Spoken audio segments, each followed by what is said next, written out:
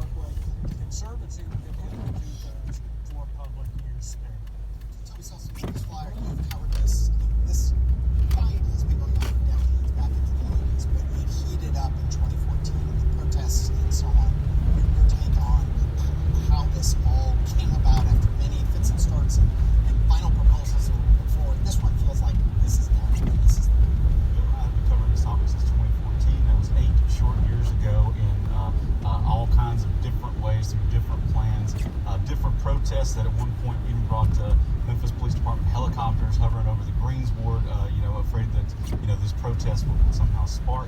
They never did, which was great. When this plan came out earlier this week, it turned my head around. I really couldn't believe that, nearly 25 acres were going to go back to the park. As you said, the zoo was really happy. The CEO, Jim Dean, said, we don't necessarily need a bigger park, we just want a better park. And that was something that was kind of fresh and new that you're hearing here. And, already, online has been blowing up on this issue, and everybody seems really pleased with it. We'll talk much more about that tonight at 7 on WKNO Channel 10. We get the full podcast. We can go to WKNO.org for video. But I want to switch to Deja Henry, who covers education for us at the Daily Memphian. There is a lot going on. Maybe we start with Superintendent Doris Ray's state of the school system announcement, some of the things they're looking at and doing right now. So one of the big things, Eric, was Dr. Ray announced that he's exploring the idea of a year-round school year, kind of to mitigate the learning loss of COVID, but also in the long term, just helping students in Memphis with not turning to mush over the summer. Yeah, absolutely. As every parent, my kids, it was always in July that you thought, my gosh, why are they still not in school? That is just being explored right now, but it is a topic that comes up. There is also talk of more bonuses and pay for teachers. Maybe address that real quick.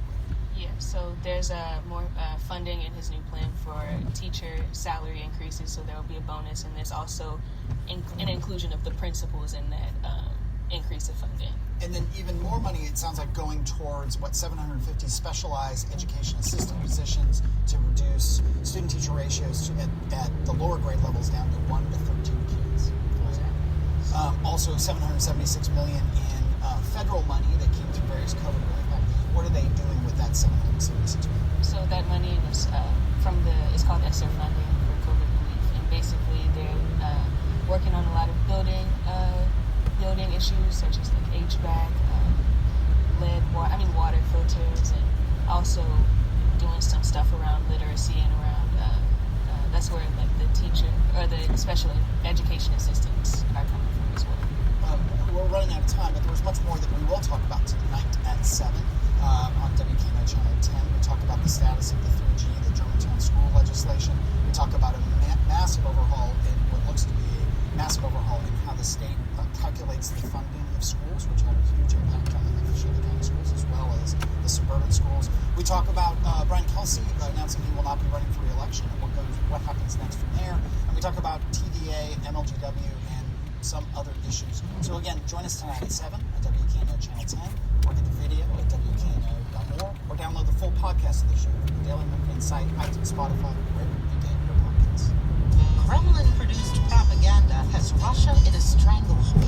When you confront people with these horrific images of cities like Kharkiv, which looks exactly like my neighborhood in Moscow, they will just repeat what the state propaganda is telling them, that there is no war. Also, a Ukrainian gamer navigates to safety using skills he learned online on this week's On the Media from WNYC. Sunday morning at 9 on the WKNO FM stations.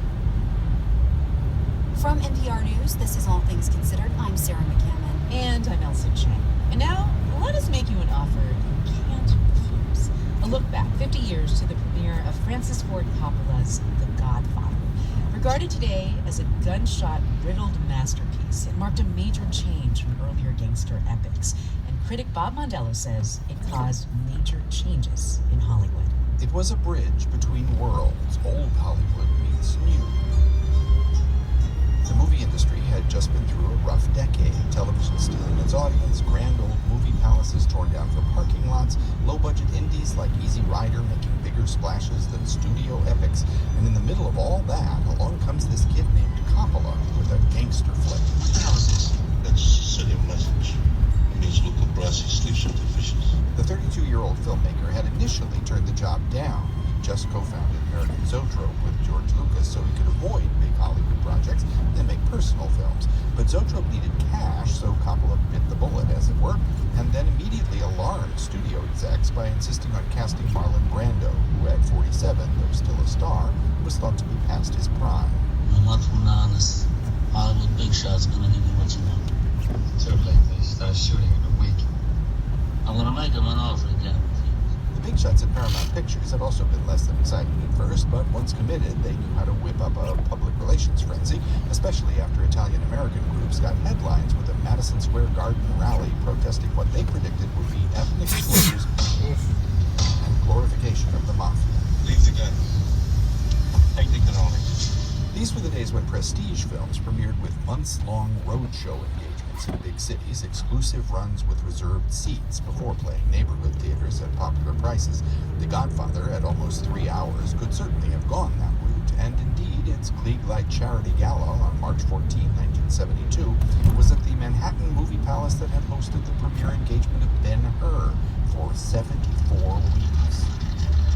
Though the once 3,000-seat Lowe's State had recently been remodeled as Lowe's State 1 and 2, even cut in half, it was a fabulous house that Godfather could have filled indefinitely before letting other theaters join in, but Paramount had a different plan. And the promise is that the deal is so good that we can't refuse. It offered the film to theater owners across the country just 10 days after the premiere in return for, and this was the part of the offer that could not be refused, an upfront, non-refundable guarantee against 90% of the box office take, whichever was greater. This is business, not personal, Sonny. Well, in business, we'll have to suffer. Theater owners would keep just a dime of every dollar that came into their box offices, but it would be a lot of dimes. It's not personal. It's strictly business. Paramount accepted more than 300 bids, and when those lucky theater owners ponied up their guarantees, the producers had more than $15 million in the till before opening night, twice what they'd spent making the picture. And then The Godfather opened, and audiences saw what Coppola had wrought. Not an Edward G. Robinson-style gangster flick, not even the potboiler Mario Puzo had written. Coppola had crafted a quasi-Shakespearean epic about a family. I knew that Santana was going to have to go through all this. It was the story of a dynasty giving way, King Corleone and his princes. I never wanted this for you. I worked my whole life. I don't apologize to take care of my family. And I refused to be a fool. Dancing on the string here by all those big shots. I don't apologize. That's my life when I told it. But when it was your time that you would be the one to hold the strings. Senator Corleone. As Henry Kissinger noted to producer Robert Evans at the film's premiere, here was Brando playing a gangster who killed hundreds of people, and when he died, the whole audience was crying. Touch of greatness, he said. More than a touch, actually. And by the time the film opened nationwide 10 days later, absolutely everyone was buying tickets, though sometimes for odd reasons, as NPR's member station KCUR told All Things Considered while covering the film's premiere at the Empire Theater in Kansas City, Missouri. The performance was sold out, but the theater was empty. Dave Berg reports. According to Giles Fowler, film critic for the Kansas City Star, The Godfather is a triumph of traditional storytelling cinema in an age that had just about forgotten such things. But no matter, nobody saw the film. The Italian-American Unification Council of Greater Kansas City bought all 1,000 tickets for $2,500 so that The Godfather would play to an empty house. They also got a court injunction barring Stan Durwood, the theater operator, from scheduling a matinee that day and spoiling their optics. For obvious reasons, he was fine with that. Durwood said he's just happy with all the publicity the film is getting. The group got its optics, the theater got its first of many, many sold-out performances, and what did audiences get? A look at an Italian mob community that felt real right down to its recipes. Come over here, kid. Learn something. You never know, you might have to cook for 20 guys someday. You see, you start out with a little bit of wood, and you fry some garlic, then you throw in some tomatoes. No less delicious, a raft of star-making performances. Al Pacino, Diane Keaton, Robert Duvall, James Caan, and a story that reached the point where a conventional mob movie would end at the 90-minute mark and still had half its story left to tell, the half of the thrill. There were things that were not altogether new. That line everyone quotes, the one I've used a couple of times already. Here's John Wayne talking to Forrest Taylor in the 1933 Western Riders of Destiny, 3 decades before the Godfather novel was written. I'll take the job. Now how about these bucks? I've made them an offer they can't refuse. And composer Nino Rota's love theme sounded awfully familiar to folks who had seen the Italian comedy Fortunella 14 years earlier. Boogie, boogie. Ci sono solo quelle. Rota scored that one too, but his bit of recycling cost him an Oscar nomination. The Godfather received 11, though even those came with complications. Brando decided Best Actor was an honor he could refuse and sent Sashi and Littlefeather to decline it, citing the treatment of Native Americans by the film industry. Less noticed because of the fuss that kicked up, Al Pacino also boycotted the ceremony, which many attributed at the time to the fact that he'd been nominated as supporting actor when he had more screen time than Brando did. This wasn't enough time, Michael. It wasn't enough time. We get there, Bob. And he did. Pacino got his Best Actor nomination for The Godfather Part 2, all of which qualified as blood under the bridge as far as the audience was concerned. The Godfather was the #1 film at the box office for 23 consecutive weeks in 1972, then spent 1 week at #2 and came back for 3 more weeks at the top of the chart. It earned $100 million faster than any film before it, and having cost less than $7 million to make, it was so profitable that the stock price of Gulf and Western, the huge conglomerate that owned Paramount Pictures, more than quadrupled. The film also began an era in which Coppola's generation, fed up with the studio system, essentially took over the studio system.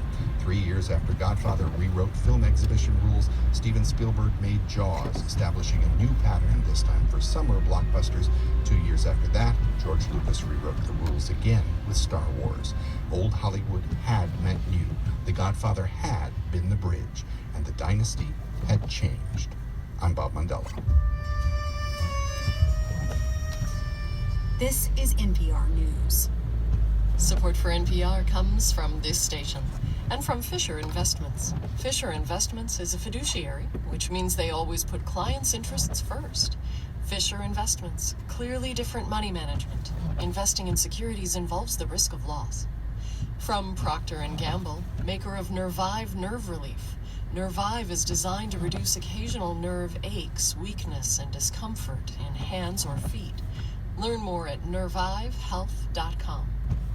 From Culligan Water, since 1936, committed to providing cleaner and safer filtered water on demand while working to help reduce the number of plastic bottles going into landfills. Learn more at culligan.com. And from the listeners who support this NPR station.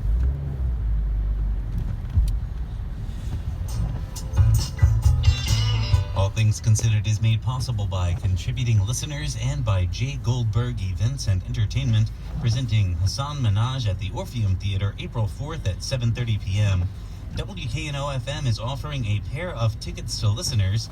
Be the first person to send an email to radio@wkno.org with the subject line Hassan Minhaj, and you will receive a pair of tickets to his new one-man show, The King's Jester, April 4th. Again, the email address is radio@wkno.org, subject line Hassan Minhaj. We are 91.1 WKNO Memphis or 90.1 WKNP Jackson, NPR for the Mid-South. Coming up next, Fresh Air with Terry Gross, followed by an evening of classical music at 8. I'm Justin Willingham. I hope you have a terrific weekend. Watch out for the snow if you're driving. It is 7 o'clock. WHYY in Philadelphia, this is Fresh Air. I'm Sam Bricker, sitting in for Terry Gross. Star Trek Picard is back for Season 2. Today we feature our interview with Patrick Stewart, who reprised his famous role as Jean-Luc Picard for the series, after 7 seasons of The Next Generation and several Star Trek films. Stewart grew up working class in England. He left school at 15 and went on to become a member of the Royal Shakespeare Company. An English teacher first introduced him to Shakespeare. There was something about the sound of those words when I spoke them, the feeling of them in my mouth. Even then, I think, intuitively, a rhythmic aspect to it as well touched me. And I was hooked for life. Also, Justin Chang reviews the new animated film, Turning Red.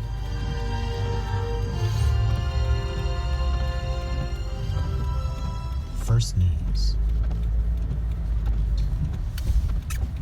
Live from NPR News in Washington, I'm Jack Spear. Both Washington and Kyiv are accusing Russia of using a UN Security Council meeting as a means of spreading disinformation. They're calling it part of a potential false flag operation on the part of Moscow for the possible use of chemical or biological agents in Ukraine. U.S. Ambassador to the United Nations, Linda Thomas-Greenfield, says it's the type of thing Moscow's done in the past to seek justification for its own actions. We're deeply concerned that Russia's calling for this meeting is a potential false flag effort in action. Exactly the kind we have been warning about, including from Secretary Blinken here in the Security Council last month. Russia, for its part, accused the U.S. of biological activities in Ukraine, a charge Moscow leveled without providing any evidence. There have also been allegations on social media about U.S.-run biological warfare labs in Ukraine, something Greenfield said do not exist, quote, anywhere. Vice President Kamala Harris was in Romania. She's wrapping up a trip to NATO's eastern flank to reassure allies the U.S. is committed to defending NATO territory against Russian aggression. Here's NPR's Asma Holland. Vice President Harris acknowledged the geographic vulnerability of NATO's eastern flank. She did not commit to establishing a larger permanent troop presence in Romania, but noted the United States currently has 2,000 troops in the country. She called the situation dynamic and said the U.S. will assess the needs on a daily basis to maintain stability in the region. We take seriously and are prepared to act on the words we speak when we say, an attack against one is an attack against all.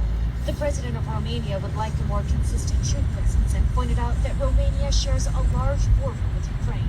Asma Khalid, NPR News, from Brest, Romania. Russia's stock market remains closed as the war in Ukraine continues. As NPR's David Gura reports, foreign investors will be watching to see if trading resumes next week. Russia suspended trading on February 28th, a few days after the country invaded Ukraine.